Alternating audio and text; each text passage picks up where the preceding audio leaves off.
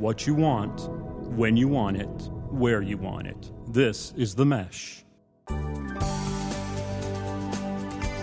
For organizations looking to enhance their customer relationships, this is Stepping Up Service. Hello, everyone, and welcome to Stepping Up Service. This is our show here on themesh.tv, where we talk about the world of customer service, how to provide the best customer service to our customers, our patients, other members, people we have to work with on a daily basis, even coworkers, and the impact that a good customer service strategy can have on any organization for success, for profitability, for all of these things. My name is Alan Jackson with the Jackson Group, a survey consulting firm here in North Carolina. And joining me, as always, my partner in crime, Ed Gagnon with Customer Service Solutions. Ed, how are you doing today? I'm doing great, Alan. How's it going? Going just fine. You guys all ready for the holidays here?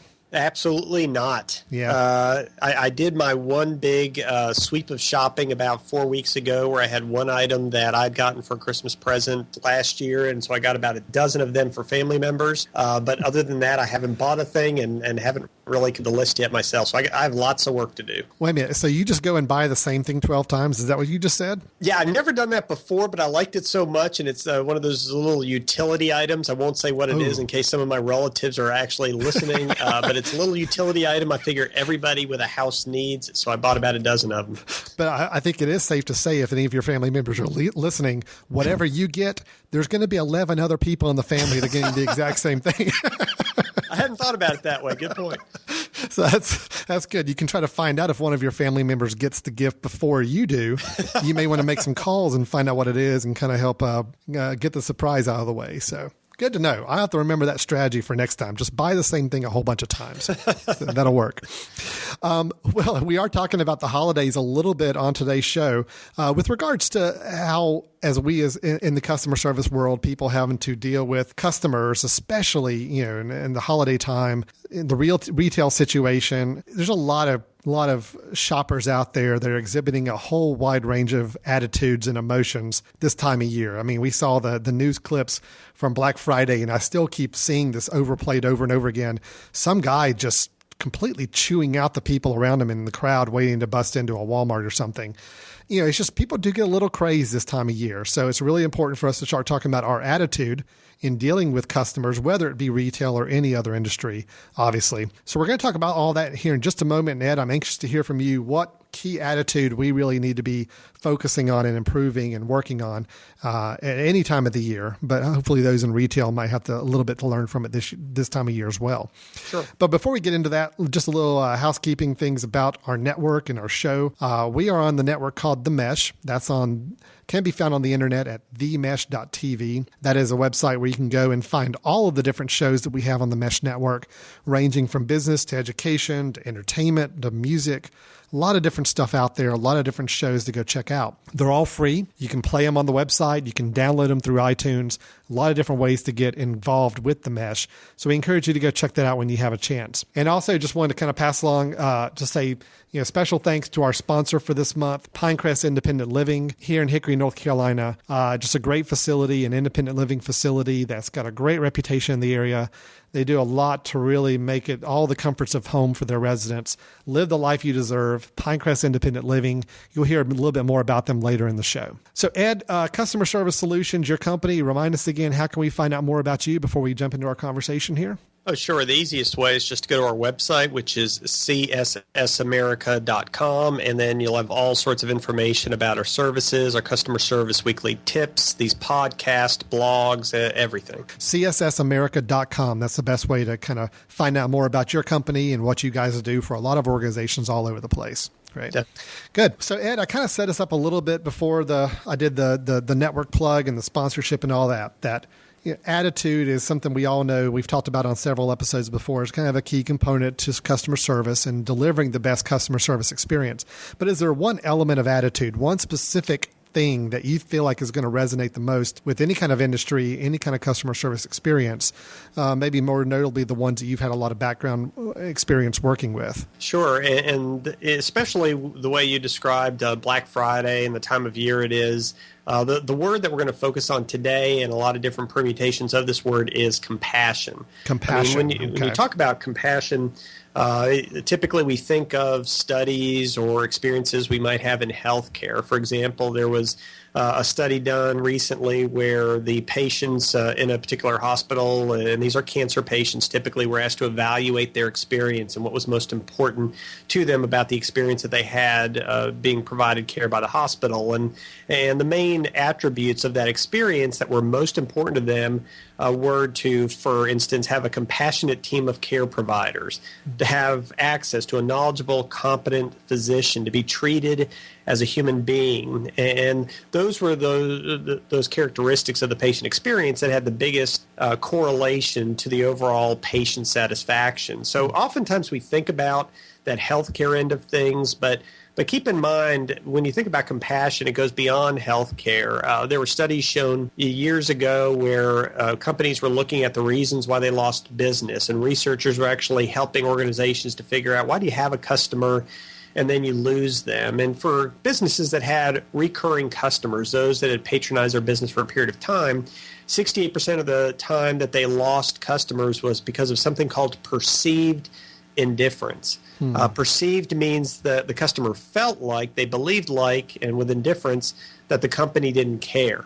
So 2/3 of lost business was because the customers felt like you don't care, that maybe the transaction was occurring or the service was being given, but the customer didn't feel that compassion, they didn't feel that caring. And this was in more of a retail setting. So when you're thinking about what are some of those attributes of customer service and the customer experience that have a huge impact on satisfaction and retention, a lot of it comes down to compassion.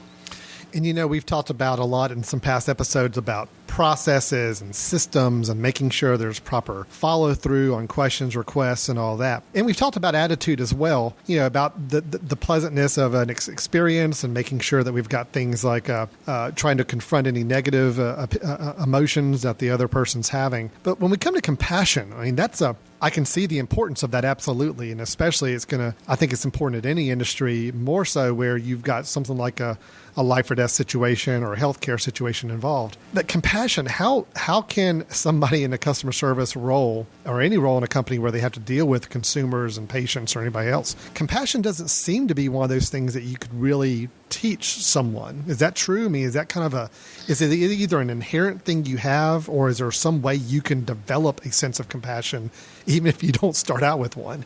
Yeah, well, that's a good question. It's a lot easier to hire somebody who has that inner sense of empathy, that inner sense of caring, that inner sense of compassion, than to train somebody to have those skills. But keep in mind, some of it is having people who are compassionate, and we'll define what that is like in a minute. But the other piece is, and maybe even the most important piece from a customer service perspective, is how do you convey your compassion? How do you convey that you care to the customers? You could be the most compassionate person in the world. Remember that 68% figure I just mentioned a minute ago? That was a perception on the part of the customer. They perceived that the employee was indifferent. But those employees might have cared deeply about that customer, just for whatever reason it didn't come across to the customer. So we're going to talk about not only how can you maybe feel a little bit more compassion, a little bit more empathy, a little bit more caring for the customer, but just as importantly, what are some specific things you can do that could come across to the customer as being attributes of somebody who is compassionate and caring about them? Okay, great. Well, what's some things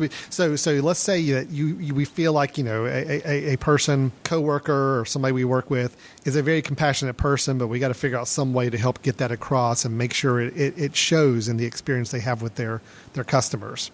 Exactly. So what's something they ought to try to do in that situation? Well, first, let's think about compassion, and let's think about when you're conveying it in terms of the word empathy. It's very beneficial if you're trying to convey that you care about somebody to start out with having an understanding of what's going on in their world, with really trying to understand what's unique about them, what's unique about their situation. So you bring up the Black Friday example.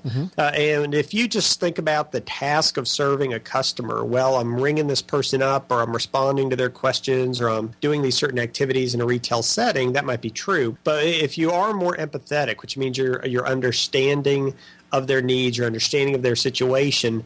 What you're trying to do is to understand that people in this holiday shopping time of the year, they are typically going to be very anxious. You know, they want to find the perfect gift, or maybe they're very stressful. And they're in one of these families, not that I have personal experience with this, but they're in one of these families where everybody has to get 6 presents, or, you know, you have to. Or 12.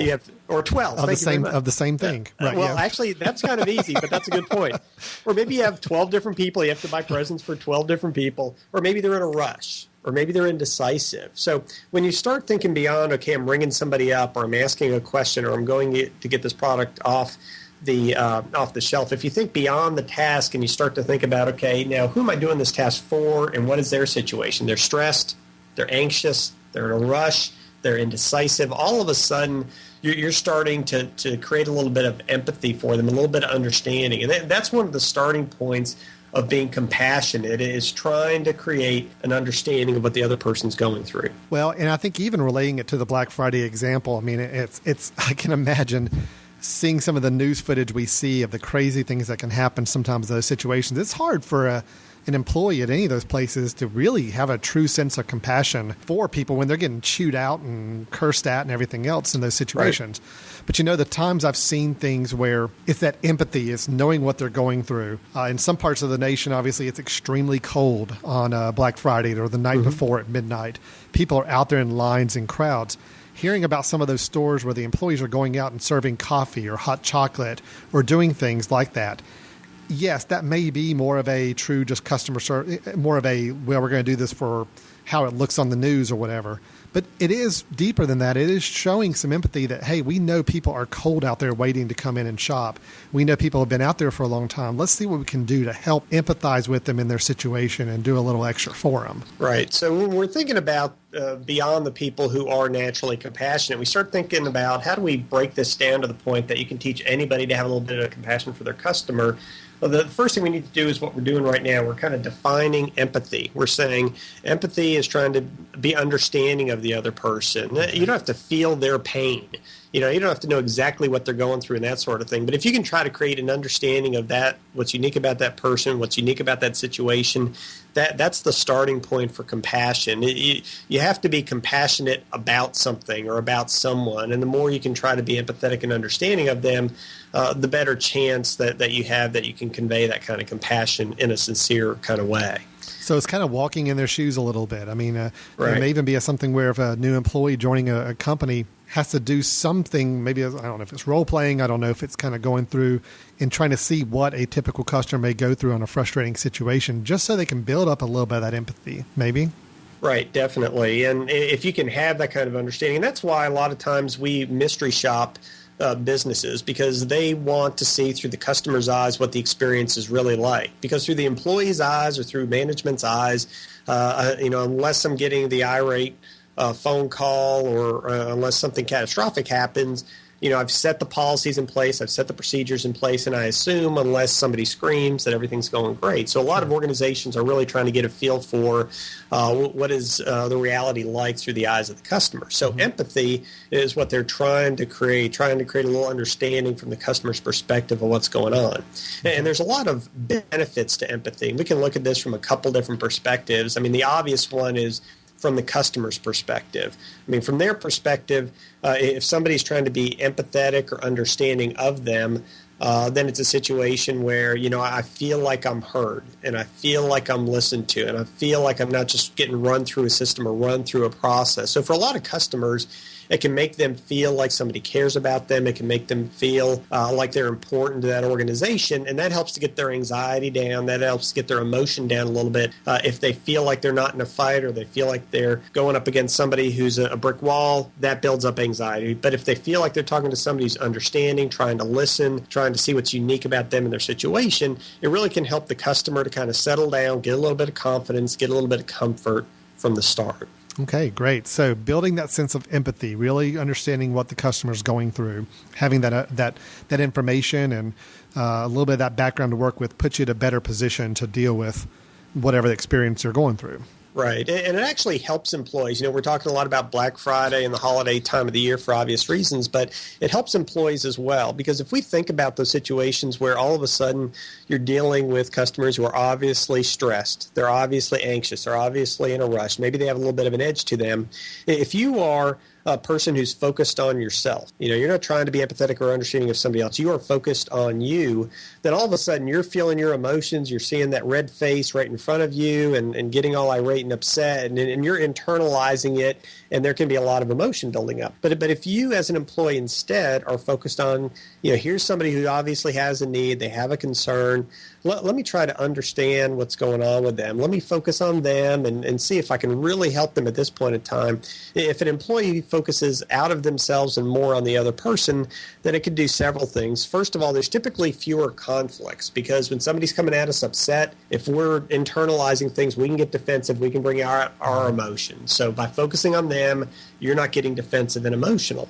Secondly, if an employee is getting to the point where they're really trying to understand what that customer's going through, they're going to ask questions. They're going to be inquisitive, and that'll get them in a little bit of control of the conversation. They can navigate the conversation a little bit as well. So that helps the employee to try to bring down and get control of those conversations. Mm-hmm. It also helps the employee if they're in a situation and they're trying to be empathetic and understanding, because they are trying to remain calm. They're trying to really help the other person. And when you're trying to help somebody, it puts you in a better position. It helps to keep your emotions in check. However, if it's a situation where you are hearing all this emotion and you're just trying to react to it, then that can keep your emotion and your own personal stress up. So it can have a positive impact on the employee as well. That's and that's not the kind of thing you think naturally about, but it's true. Everybody thinks, well, if you try to sympathize with the patient and try to, or the customer or whoever it may be, you're helping them, but you're right. You're also helping yourself as an employee. You're putting yourself in a better position, a better frame of mind, probably helps productivity, helps morale, everything else involved too. So that's right. Great. Very good. So prior to getting into the how-tos, I just wanted to address that a little bit, because a lot of us, when we're thinking about empathy, we need to be empathetic, but there are reasons behind it. The customer appreciates talking to somebody who conveys that they really care about them. And from the employee's perspective, if all you focus on is yourself or your task or how things are impacting you personally, that can bring your emotions up. But if you focus on how can I sincerely help this other person, it really helps to keep your emotions in check, and it helps you to convey that you're on the other person's side. Very nice. Very nice. So building that sense of empathy and having a better understanding for what that customer may be going through or what their experiences are. So let's say we've got that groundwork laid. So then what do you suggest is the next thing we try to tackle there? Well, when we talk about conveying empathy, we're talking about communications, and how you communicate always falls into three different buckets. It's how you communicate with your body language, how you communicate with your tone of voice, and the actual words that you use. So we're actually going to tap into these three different aspects of communication. And I'm not saying that when you're trying to be empathetic, you need to act. I'm not saying I need to become an actor. I need to pretend, that I care with my body language. I need to really raise my eyebrows when they look surprised, and I really need to, have that kind of wavering voice, when I'm trying to sound empathetic. Yeah. But at least get to the point that we're cognizant of our body language, our tone of voice, and our words when we're trying to convey empathy. Okay, great. So what were those three things again? Body language, tone of voice, and your words. So just be self-aware of yourself, and we're actually going to tap into some of these different characteristics of how we communicate with others. Okay. Now, you're in front of somebody, and maybe it is in that retail setting, or maybe it's in some kind of other setting where the other person obviously, maybe they're stressed. It is that cancer patient. Maybe somebody is shopping. It's a last-minute gift. Maybe it's a situation where there's a new entrepreneur and they're going to a government agency to get a business license, and they're confused about the processes. So we have all these different situations, and what we're trying to do is to convey some empathy. And when these customers are walking up to us, it's very easy for us, I guess, to be judgmental or to say, this is a type of person based on how they look or how they ask the question or how we're feeling that day. It can be very possible for us to judge them, to maybe make certain assumptions. But when you're trying to be empathetic, try to just kind of avoid making those assumptions, just kind of relax, be receptive to what they say.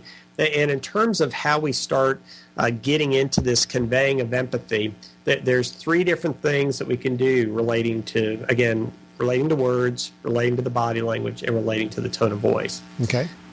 Let's start with words. Words. Okay, All right. So the words we use, the actual things that come out of our mouth. Right. And there's a good way to think about when we're communicating with somebody to convey empathy.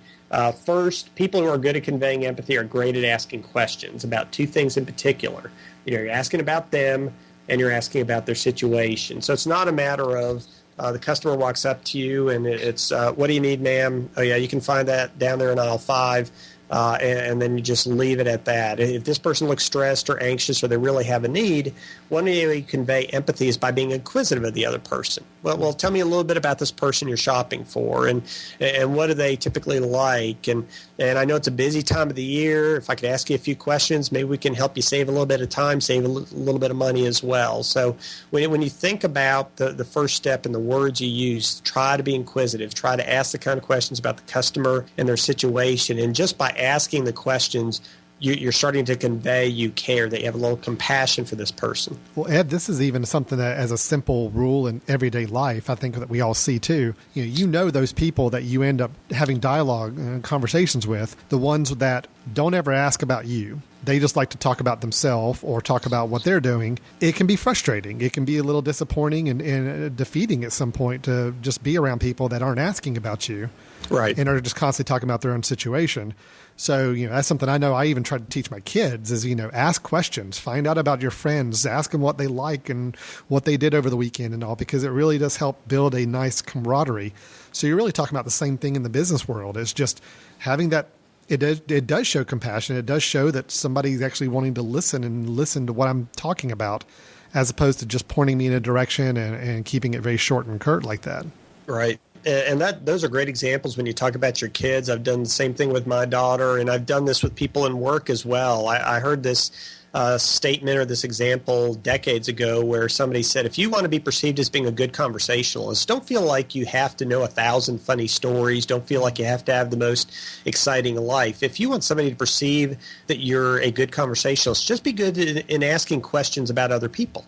Yep. And if you can get other people to talk about themselves and they're doing 70, 80% of the talking, they're going to walk away thinking, wow, Alan's a great conversationalist. Yes. And you might not have said a whole lot about yourself, but that's fine because you conveyed you cared about the other person, you were interested because you're good at asking questions. Now, I completely agree. I think that's just a great point. I would caution, I know one thing that we try to make sure is that we don't come across like we're a radio talk show host and all we're doing is just firing off questions and just questions for the sake of questions or just questions for more of the appearance of it. I mean, it really does need to be questions that you truly do want to be asking that person and learn the answers for. So it's not just firing off a whole bunch of questions just to kind of overpower them with, hey, look how concerned I am about you. I'm asking you a whole bunch of questions. Right. And that actually segues well into the next three aspects of how you're conveying that understanding with your words. The second is listen to what they say. Sure. So you're not just running through a standard list of questions. If they talk about a certain relative that they're shopping for, they have a certain need, it's a system-related need, and you're a business and you're providing services to another business, listen to what the specific need is, try to learn from their perspective. So don't just assume because the problem is X and you've dealt with problem X before that your solution will be perfect for this customer as well. There might be something unique about that customer and their situation. So don't make a lot of assumptions. And the last point is confirm your understanding. Basically restate it back to them. So if you really want to convey that you care with your words, along with asking the questions and listening and learning, state it back to them. There's so many times when somebody might come in anxious or upset and nobody's listening to me. Well, if you ask them questions and then you can restate back in your own words what they just told you, they're going to realize, oh, this person does care. They've listened. They understand what I'm going through. They understand my situation. And that's conveying that you care because you've been able to state back in your own words what their issue is, what their need is, what goal they're trying to achieve. Well, and I think, too, on that point, it's obvious to people, I think, when others are listening to them, but not really listening to them. I mean, you have the eye contact and you're nodding your head a little bit, but that's an act. And I think people are savvy enough to understand that. I like the idea of actually repeating it back because then then it may be that person you're talking to says, oh, wow, I didn't really think you were paying attention, but you are. So that's a good thing. Right. That helps get past that whole act that we may find ourselves putting on sometimes. I mean, I think we're all guilty of that. I know I've done that at times on meetings, and I catch myself and realize how bad that is, to be nodding my head and looking like I'm listening, but I'm not really. And that's a good way of testing ourselves. I think it's a great idea for that. Yeah, and I even, as a fast food example, I went through a drive-thru at a place that typically gives good customer service. I think it was day before yesterday, and I ordered, and then I went up to the window, and the person said, "How are you doing today? That'll be $4.96." So when there is literally no breath taken, right? Yeah. between "How are you doing today?" and "That'll be $4.96," you know they don't care how you're doing today. No. It's part of a script that they have to say, and that's funny. I know we get that a lot. People ask how you're doing and don't really give you time to give you an answer. So that kind of tells you something right there. Yeah. So when you're conveying that you care through your words, those are some of the keys. You have to be good at asking questions. You have to listen to what they say and how they say it. And then you have to understand enough that you can convey that understanding back to them. And that conveys not only your knowledge of what they've said, but that you cared enough to listen. All right. Anything else on the words that we use with that? Yeah. I'm going to give you just a couple quick hits here. And these are words or phrases. Don't feel like they're scripts per se, but sometimes when somebody has a need or an inquiry, if you want to convey you care, convey you're trying to be understanding, convey you have a little bit of compassion, actually use some of these words, like help me understand. Help me understand. Okay. I'd like to learn. Can you tell me? I'd like to help. Let me hear a little bit more about. So when you're asking them, for a little bit more information, you're conveying that you're not just trying to move them to the next step. You really want to learn. If you say, help me understand, or I'd like to help, you're literally telling them you'd like to help. You're not leaving it up to them to decide whether or not you were helpful. You're literally saying, I want to help you. Right. Well, let's talk a little bit more about this. So you can actually build the words learn and help and understand into some of the phraseology you use. When they're upset or they're angry or anxious, use phrases like, I can tell how frustrating this is. I can see how upsetting this is. Yes, it is a long wait, sir. Yes, that's not how we typically like to serve our customers. So if you have a little bit of empathy by acknowledging their feelings, you might not agree with their main point, like we've said in other podcasts, but at least acknowledge their feelings by stating their feelings. The frustration or the upset, that is perfectly fine to do. So there's some specific words you can use to convey, again, that sense of compassion and care and empathy. And again, with those words, it's not a matter of trying to necessarily side with them, because they may be upset about something that is not anything that they really should be upset about. Sure. Or it's not anything that you can control in any way. But last thing you want to do is side with them and say, oh, I know what you mean. Yeah, that is bad, isn't it? But it's more that I understand. And I think the words you use were perfect there. It's just, I understand you're frustrated. Help me understand more about this. It's showing empathy without necessarily jumping on their side and saying, oh, yeah, this is bad the way we just did this. I can't believe those other people did that to you type of thing. We're talking about other coworkers in your office or anything. So it's bordering on empathy, not feeling like you got to side with them and go on the attack of your own business or coworkers or anything. So yes, we're focused on understanding them, being compassionate of them, conveying that care for them. We're not focused on agreeing with them. Yeah, in a perfect world, we would all be in agreement. Although I don't know if that would be a perfect world. That's more of a philosophical discussion. It'd be a nice, boring world, Ed. So. Yes, but you don't have to agree to convey you care about somebody. Okay. All And we're going to take a really quick break here. When we come back, we'll talk about the other two aspects of communication. I think we're talking about the way you look when you talk. Right, the body language and then the tone of voice. And then the tone of voice. So we'll talk about both those things here in just a moment. And I hope we are going to do a customer service experience that we've had recently. I don't know if you've got one in mind. I've got one. If you've got one you can think of before the end of the next break, Ed, we'll be good to go. So great. Okay, wonderful. Well, we'll take a quick break. We'll be right back with Stepping Up Service, talking about compassion and how to show compassion and exude compassion when dealing with customer service experiences. We'll be right back. Don't wait another minute to start living the carefree retirement lifestyle you've always imagined. Come tour the Pinecrest Independent Senior Living Community in Hickory, North Carolina, and discover all we have to offer. From live-in managers to daily social activities and events to amazing chef-prepared meals, Pinecrest is unique. We'd love to show you more. Contact us at 325-4795. Retirement is about new beginnings, and the time to begin is now. Welcome back to Stepping Up Service. I'm Alan Jackson with the Jackson Group. With me again is Ed Gagnon with Customer Service Solutions. We're talking about the idea of compassion in the workplace, in the customer service world, with customers, clients, patients, whatever it may be. And we were talking a little bit earlier about the idea of being able to empathize with our customers and having that as a basis for building compassion. And then we start talking about ways to use communication to help show compassion to people. We've already covered the words that we use. That was the first thing we talked about with communication. But Ed, I believe you were going to talk about what we could do as far as the body language. Body language. That's what I meant to say. As I'm floundering with what I'm going to say next. Body language. Body language is where we're going. So body language, Ed, what can we do with regards to body language to help provide compassion or show compassion to the people we deal with?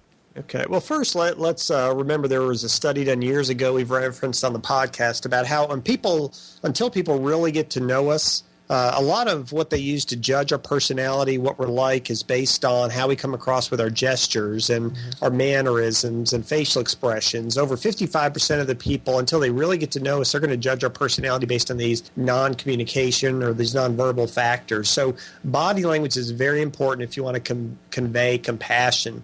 We actually have a very quick acronym. It's based on the word SEND, that we're going to send the right message with our body language. I love acronyms. I haven't heard a new acronym in quite a while. So please, I can't wait to hear what this one is. Well, thanks for the excitement there, and I appreciate the sincerity as well. So the S in SEND is for stop. Okay. All right. So when you're dealing with body language, you have to stop what you're doing. Stop your paperwork, stop the computer work, stop working on your equipment. I mean, if you're trying to convey compassion to somebody, it's very difficult for you to be preoccupied with other things from a body language standpoint and still convey that you care about the other person. So if you want to convey some compassion, stop the other things that you're doing so you can get focused and engaged on that other person. Okay, so stopping what you're doing. And we're truly talking physically stopping. Don't keep walking. Don't keep, filling with other things, maybe messing with your phone or whatever. It's truly stopping and looking at them and paying attention to them. Right, and that's a great segue because the E is eyes. So you stop what you're doing and you make that positive eye contact. So, make sure you're not appearing distracted or upset at that point in time. So you got to be a little bit self-aware, but stop what you're doing, make the eye contact. And the N is for nodding. When you're trying to be compassionate and care and, you're trying to convey some understanding. And you might be understanding of that other person, but until you nod, until they get that positive reaction from you, they might really not realize that you are understanding and you are conveying that you're caring and focused on that individual. Okay, so we've got stopping, we've got eyes, we've got nodding, and then what's D? Not counterintuitive, but it's for document. So in D, when we're talking about document, you actually want to, if necessary at all, if they're conveying any information that's confusing or detailed or whatever the case might be, take a few notes as they talk just to make sure you get the facts straight, the information straight. If you are taking some notes, it's always beneficial to tell them why you're taking notes. Ma'am, is it okay if I just take a few notes here just to make sure I really understand what you're saying, I get it down, and I get the information correct? Because when they see you documenting, they start to feel like, wow, this is important for them, important enough for them to write it down, to make sure they get it right so they can convey it to their coworker, convey it to their supervisor, or just make sure they meet my need right the first time. So it really creates a heightened sense of importance about what they're saying in their mind just because they see you writing it down and they understand why you're writing it down. Okay, so send. So we've got S for stopping, meaning stop what you're doing. E is for eye, so look them in the eye, pay attention, show them that you're paying attention to what they're saying. N is for nodding, and that's a very expressive way of letting them know, yep, I'm paying attention to what you're saying. And then D is documenting, so whether it's making notes to yourself, whether it's some way of letting them know that you're actually filing this away to do something with it. You're not just listening and you're going to forget about it as soon as you turn around. Right. So, and keep in mind, we're not talking about caring about the other person or having compassion for them alone. We're talking about conveying that. So that's why we went through all those tips when we talked about the words we use. And that's why we're getting real specific here about body language, because more than half of the folks are going to judge how much we care, what our personality is like based on our body language and our gestures. So these are 4 keys you want to build in to those nonverbal communications if you want to truly convey that you care. Okay, very, very good. So SEND. SEND is our acronym of the episode here. So right. As we say, we wouldn't be good consultants, Ed, if we didn't have an acronym in the process somewhere. So I'm glad you introduced one here for us. That's great. Exactly. And someday we'll have an acronym based on the word acronym, but I haven't figured that one out yet. Ooh, so that'll be that sounds like a really fun project. I think if anybody's got some ideas for an acronym based on the word acronym, that's what we're looking for. That's the ultimate goal for our show before we end our run. So, the holy grail of consultants. There you go. Perfect. Great. Yeah. Now, so that's talking about body language. Now, you said the third thing with the communication was your tone. Right, tone of voice, and getting back to those types of studies that we mentioned earlier, particularly when you're on the phone, people who are judging our personality, they're drawing conclusions about who we are. If it's a telephone call, approximately 86% of the folks are really judging our personality. They're judging us until they really get to know us based primarily on our tone of voice. Mm-hmm. So if we truly want to convey we care, convey we're compassionate, we have to make sure that we're coming across that way on the phone. So you want to come across empathetic and understanding with the other person. So there's different ways you can do that. We're just going to talk about 3 different ways that we can convey a little bit of empathy and understanding and compassion to that other person with our voice. The first, just try to lower your volume a little bit, especially if it's a person who's anxious or they're upset or something along those lines. A lower voice sounds a little bit more conversational. A higher raised voice sounds more confrontational. Mm-hmm. And if we're trying to sound understanding, a little bit of a lower voice shows that you're not upset. Shows that you're not trying to match any negative emotion that they might have. It really conveys that you're listening and you're being thoughtful in what you're saying. So a little bit of a lower tone of voice is one of the characteristics you want to have. Okay, good. All right, so lowering the voice, that's a good way to start out no matter what. Yeah. The second is you want to have some inflection. Having some inflection shows you're engaged, shows that you really care. I mean, I'm sure we've all called the phone company or the cable company, and somebody picks up the phone and it's the operator and they say, thank you so much for calling Acme Telecom. I am thrilled that you have called today. There would be nothing that would make my day better and brighter than to be the bright ray of sunshine on the flower of your life. What can I do to a great influence on your day? I mean, that could be one of those situations where maybe that person is compassionate, but what is their voice really telling you there, Alan? Yeah. Voice is telling me this is what I have to say. This is the script I have to follow, and I don't really care about it. I just have to say it or else I'm going to get fired. Exactly. So that was flat. That was monotone. So typically if you have a little bit of ups and downs, you have a little bit of stops and starts in your voice, it conveys you're engaged, conveys you're more interested, conveys that you care. Okay, great. The third characteristic is just talk a little bit more slowly. The more quickly we talk to somebody, even if we don't mean it that way, the more we sound like we're trying to get them off of our handset. We're trying to move them to the next step in a process. But if we talk a little bit more slowly, it helps to convey that we're trying to understand them. It conveys a little bit of patience. So your voice actually can have a big impact on whether people feel like you're compassionate or not. If you're just generally a little bit softer, you still have some inflection though, talk a little bit more slowly, they feel like you're being patient with them. They feel like you're being conversational with them, more dialogue-oriented with them. They feel like that you're interested and you care about them. And like I said, particularly on the phone, it has a huge impact on whether or not they feel like you're conveying that you care, that you're compassionate, or you're not. And really, those 3 things, I mean, you mentioned the phone because, the phone is how a lot of us receive some level of customer service from companies. Yes. That's about the only thing we've got to work with other than the actual words we're choosing is the inflection and the speed and the volume of our voice. Right. We can't express body language. We can't express the head nodding and the eye contact. I mean, it really has to be with the tone of our voice and the way our voice sounds to people. Right. So that means we have to be self-aware of how we're using our voice. We can't just think about answering the question, but we really have to be cognizant of, okay, what do I need to be doing with my voice at this moment? You know, the situational service mindset based on what the customer's going through, my understanding of them and their needs through the questions I've gotten answered.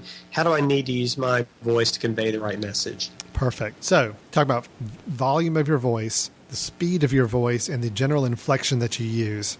Exactly. Ways that we can help convey that tone. So between the words that we use, between the body language we show when we're giving those words, and the tone of our voice when delivering the words, those three combined, or what you're saying, create that level of communication that can lend to compassion or exhibit compassion to the person we're talking to. Exactly. I mean, it all starts inwardly where we have to truly care enough to understand about what's unique with this person, but how that comes across is through those three key areas that you just mentioned. Okay. All right. Very good.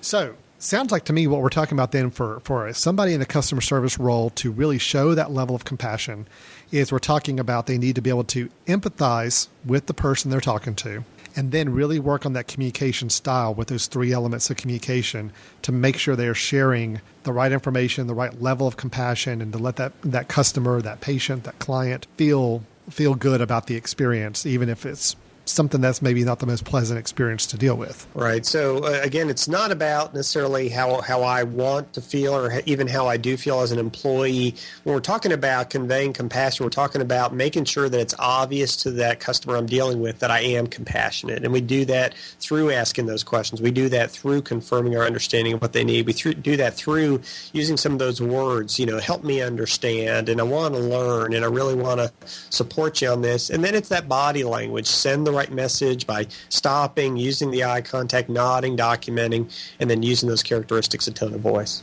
Okay, very nice. So those of you listening that are out there working the Christmas shopping market in the retail space, hopefully these are some good advice, good tips for showing compassion, even though you may be faced with some people that you may not want to be showing compassion to all the time.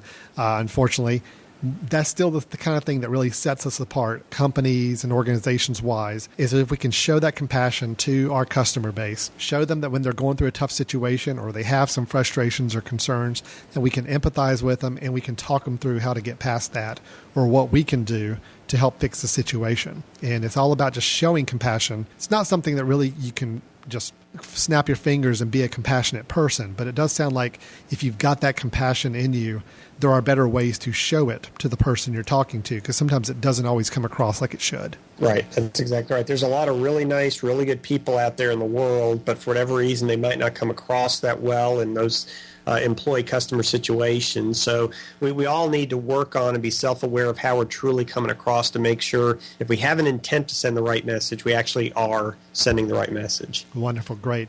Ed, thanks so much for that information. Now, sure. Before we close out, we were both going to give our own customer service example that we've had recently. We do this from time to time on the show. We like to just give a personal example of something we've gone through recently that illustrates either a really, really great customer service example or a really, really great example of what not to do in a customer service example. Ed, if it's okay, do you have one you want to go first? Sure. Yeah, that'd be great. And this is a positive story about a telecommunications company, believe it or not. Wow, positive about a telecommunications company. Okay, this is for the record book, so let's go ahead and get into this one. So. Yeah, well, this is a situation where a person was moving into a new house. This happened recently to a friend of mine, and basically he was needing to get set up on broadband and television through the internet telecom situation. And these are all process-related experiences that he had. First of all, the employee from the telecom was supposed to show up between 1 and 3 o'clock. He got there about 10 till 1, right before the employee got home from his work. So he had just gotten there a little bit early, was actually parked out on the street and just doing some paperwork when the customer, my friend, drove up. So the customer drives up. First of all, he'd gotten there early, which is always great from a process perspective, exceeded that expectation.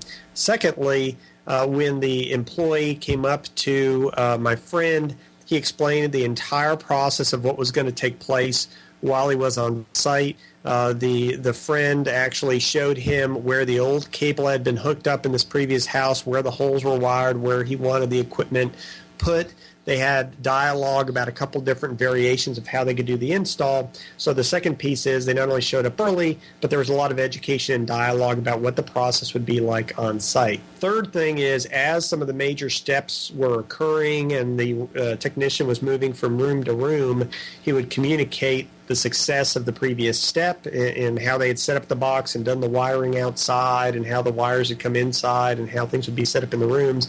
So he was communicating the success as they were going through the process. As everything was wrapping up, not only did the tech do what they would normally do in terms of educating the customer, but they had this form, which was a customer service promise document, which basically set an expectation with the customer about the level of service they would receive down the road. But they also the technician gave direct contact information to the customer about how to get in touch with him and how to get in touch with his supervisor. Oh, wow. So at that point, hand wrote phone numbers, names, etc. on this customer service promise, and then noted that there would be a scheduled follow-up call within 48 hours to confirm everything was working appropriately. Oh, that's nice. So every step in the process was done well. It was done on time. The success was communicated during the process. And in the end, there was not only follow-up that was going to be given and identified, but there was that very positive offer to obviously give the supervisor's name if there was an issue or was a need. And they had that kind of backup from the customer's perspective, or for the customer as well. No, that's great. And I've had that happen a couple of times too, where somebody performing a service actually goes ahead and in advance gives me the name of somebody to contact if I have any questions or if I'm not comfortable bringing up any issue directly to the person there. That's great. I mean, I think that really shows a good sign of confidence, not only in what that service person thinks they can provide, but it is going ahead and saying, listen, we want to make sure you have as many comfortable ways to express your opinion as possible. So here's another alternative way to let us know if we're doing a good job or not. Right. So it was all process related plus positive communications during the process. And it was just for something that's typically pretty negatively felt and perceived on the part of the customer. The customer was thrilled with how everything went. Great. Well, my example is kind of a mixed bag. It starts out positive, but it also shows how sometimes even in the worst customer service situations, you got to stick at it and you've got to keep your ground and keep your level head. There's a place that one of my boys went to recently that does some classes and kind of instructional type services. And they go there for some lessons occasionally. And as I was going to pick up my son from this place one day, as I walked in, I overheard in the lobby, a young woman that works there at this facility was on the phone with a customer. And we could only hear the one side of the conversation. So that makes it a little interesting right away, just hearing the one side from this company of how they're having a dialogue with this customer or somebody. The impression I got is that this other person on the other line was a parent of a child that had received some lesson or service there in the past. And either they felt like their child was not treated very nicely by the instructor or something had gone wrong. And I'm packing up my kids and getting all their stuff together, but I can still very easily hear this dialogue. It's just a few feet away from me.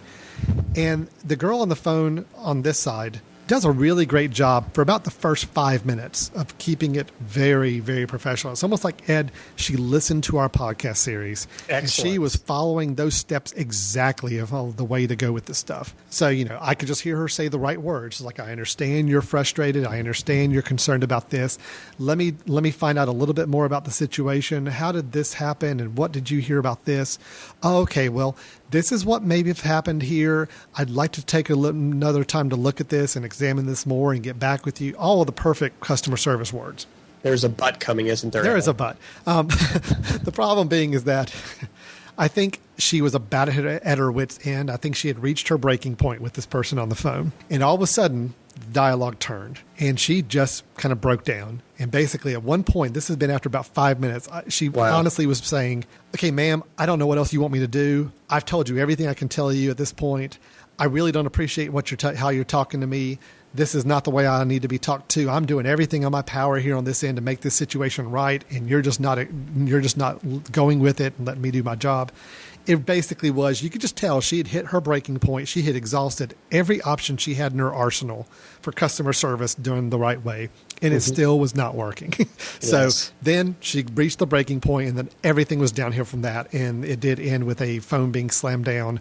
End of the conversation. Now, I only hear the one side. I can imagine the person on the other end was probably being very vile, angry, difficult to deal with. Because I know the young girl who was handling this call, and she's a very nice girl. And obviously that first 5 minutes showed that she knew how to handle things in a good customer service perspective, but she just couldn't keep it going any longer.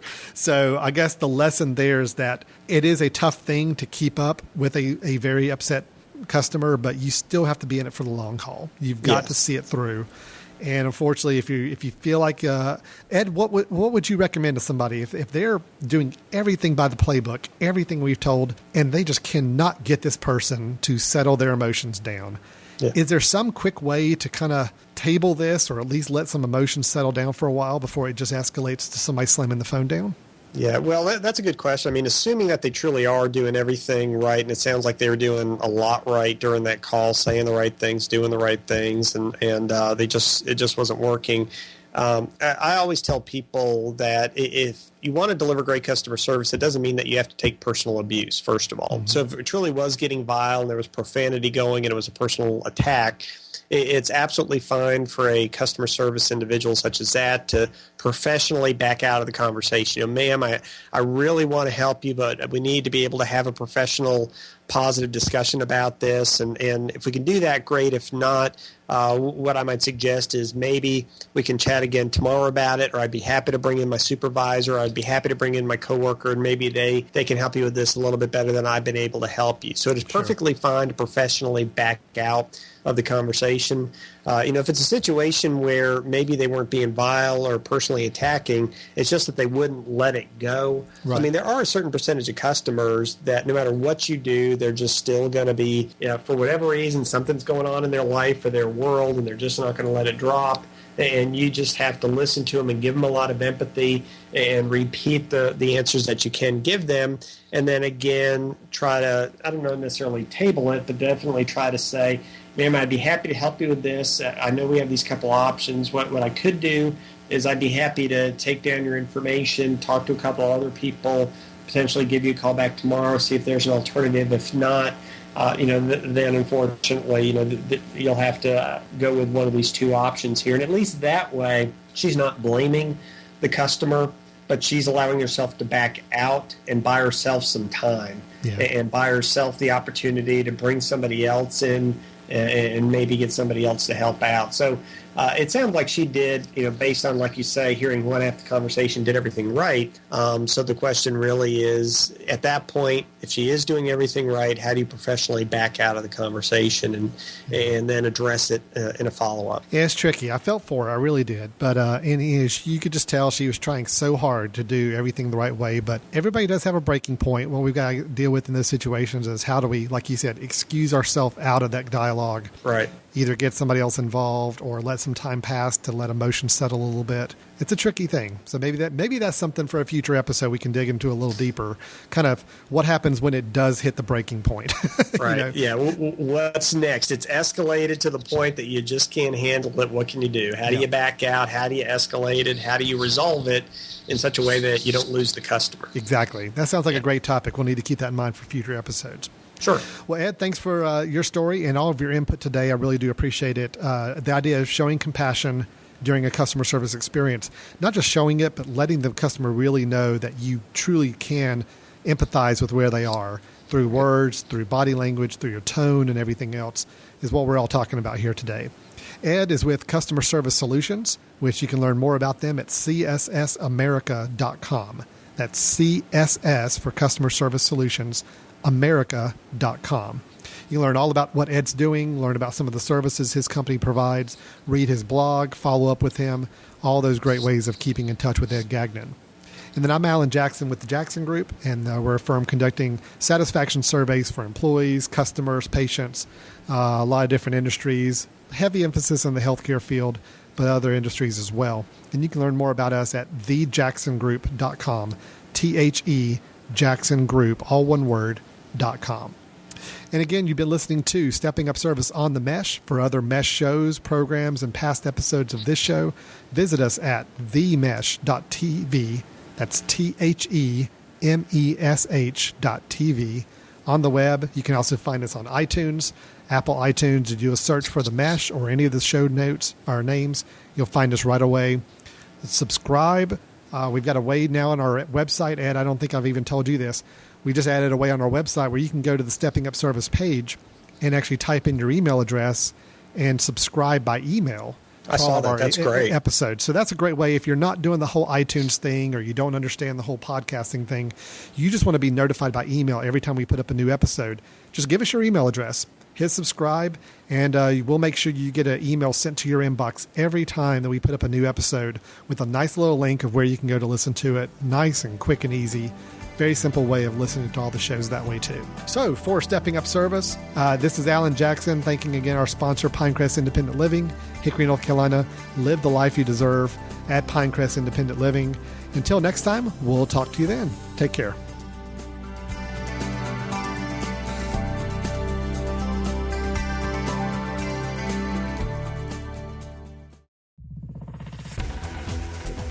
You've been listening to The Mesh, an online media network of shows and programs ranging from business to arts, sports to entertainment, music to community. All programs are available on the website as well as through iTunes and YouTube. Check us out online at themesh.tv. Discover other network shows and give us feedback on what you just heard.